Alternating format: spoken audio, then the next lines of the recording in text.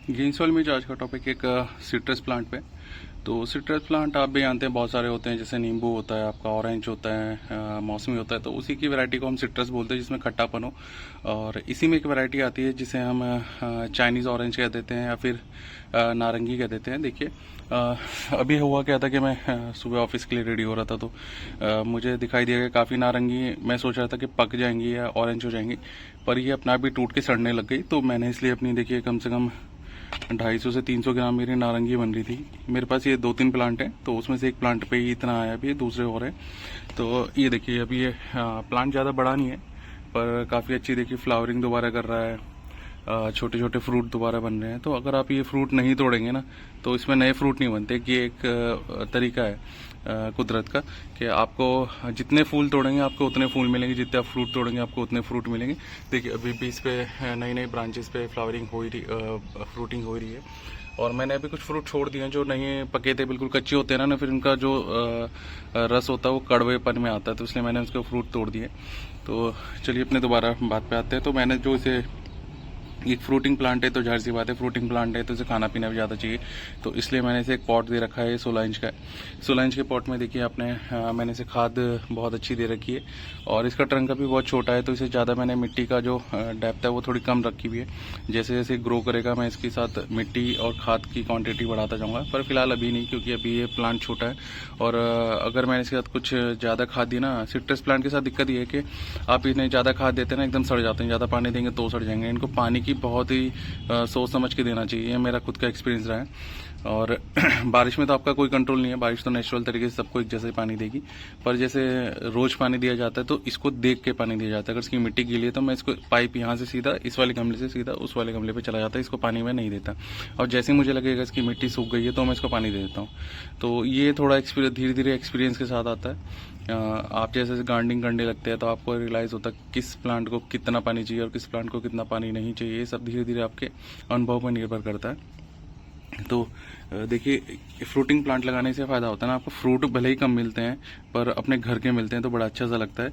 अभी ये जितने भी मेरी नारंगी है, तो ये एज ए ऑरेंज यूज़ ना करके मैं एज ए नींबू यूज़ करूँगा।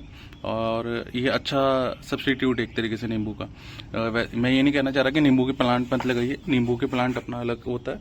तो पर ये सब्सटीट्यूट है। अगर मान लीजिए आपके यहाँ नींबू नहीं है तो आप इसे एज ए नींबू यूज़ कर लेते हैं। मैं तो ऐसे यूज़ करता हूँ। मैं जैसे इसे एक तरीके से छोटी छोटी स्लाइस करके या मैश करके या फिर निचोड़ के किसी भी तरीके से यूज़ कर सकता हूँ, सलाद पे छिड़क के और शिकंजी बना के, किसी भी तरीके से।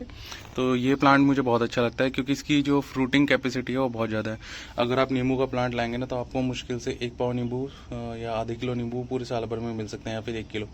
पर ये कम से कम 4 से 5 किलो आपको नारंगी देता है। तो मैं एक तरीके से इसका प्लांट का ज़्यादा फ़ैन हूँ। जितने भी मैंने सिट्रस प्लांट देखे हैं, ऑरेंज वैरायटी के या फिर एक मौसमी वगैरह के, तो इससे अच्छा मैंने प्लांट नहीं देखा, क्योंकि इसकी जो फ्रूटिंग कैपेसिटी है वो बहुत ज़्यादा, मतलब समझ लीजिए फ्लावर बना है तो समझ लिया फ्रूटिंग होनी होनी है। अभी भी देखिए कितने छोटे छोटे से फ्रूट बन ही रहे हैं। तो जैसे ही ये मैंने तोड़े, मुझे लगता है 1-1.5 महीने बाद मुझे और मिल जाएंगे, क्योंकि इनका साइज़ भी ज़्यादा बड़ा नहीं होता। ये इस फ्रूट का मैक्सिमम साइज है, इससे बड़े नहीं होते बिल्कुल भी। जैसे नींबू तो इतने बड़े बड़े भी हो जाते हैं, इतने बड़े भी हो जाते हैं, पर ये इसका मैक्सिमम साइज है, ये इससे बड़े नहीं होते हैं। तो यही साइज़ रहने वाला है। तो आपको अच्छे से पता है कि इसी साइज़ पे आपको तोड़ना पड़ेगा अपने फ्रूट को। और नहीं तोड़ेंगे तो देखिए ये हाल होगा, ये सड़ने लगेंगे अपना आप ही। ये अपना आप ही मुझे सुबह आया ना, जब मेरे को लगा कि अब तोड़ने में फ़ायदा है, क्योंकि इनकी हालत बहुत बुरी है। देखिए 1 नहीं 2 नहीं, बहुत सारे फ्रूटिंग मेरे सड़ रहे हैं। और मैं ये फेंकता नहीं हूँ, मैं इसी में डाल देता हूँ, क्योंकि ये कंपोस्ट होकर इसी में यूज़ करेंगे, अच्छे से हो जाएंगे। देखिए बरसात का टाइम है, घास वगैरह कितनी हो गिरी है। तो चलिए मैं फिर से बात करता हूँ। देखिए अपने नारंगी के प्लांट को है ना, धूप में रखिए। जितना आप धूप में रखेंगे उतना अच्छा आपको रिजल्ट मिलेगा। देखिए पॉलिनेशन भी बहुत अच्छा हो रहा है, मधुमक्खियाँ छोटी छोटी आ रही हैं। और इसको खाद भी थोड़ा अभी कम दीजिए, और इसको ट्रंक के अनुसार या फिर प्लांट की एज के अनुसार इसको पॉट साइज दीजिए।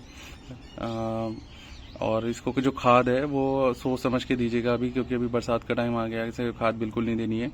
बस आप इसे धूप में जरूर रखिएगा, क्योंकि इसकी लीफ से अंदाजा लग जाएगा आपको। अगर इसकी लीफ मुड़ने लग गए हैं तो ये थोड़ा स्ट्रेस में है। अगर लीफ इसकी बहुत अच्छी है, देखिए कितनी अच्छी लीफ है इसकी, ये प्लांट बहुत अच्छी कंडीशन में है, तो इसे कोई स्ट्रेस नहीं है, ये बहुत अच्छा चल रहा है। और ये आने वाले 5-6 साल में देखना एक बॉन्साई का रूप लेगा। मैं अपने सभी प्लांट को एक बॉन्साई बना रहा हूँ, तो ये भी एक बहुत अच्छा बॉन्साई बनेगा, जिसमें बहुत अच्छी फ्रूटिंग भी हुआ करेगी। तो चलिए आप भी नारंगी का प्लांट अपने घर में लगाइए, बहुत अच्छा प्लांट है ये। और फ्रूटिंग लेते रहिए, क्योंकि फ्रूटिंग घर में जब आती है ना, चाहे थोड़ी है पर बहुत अच्छा लगता है उसका।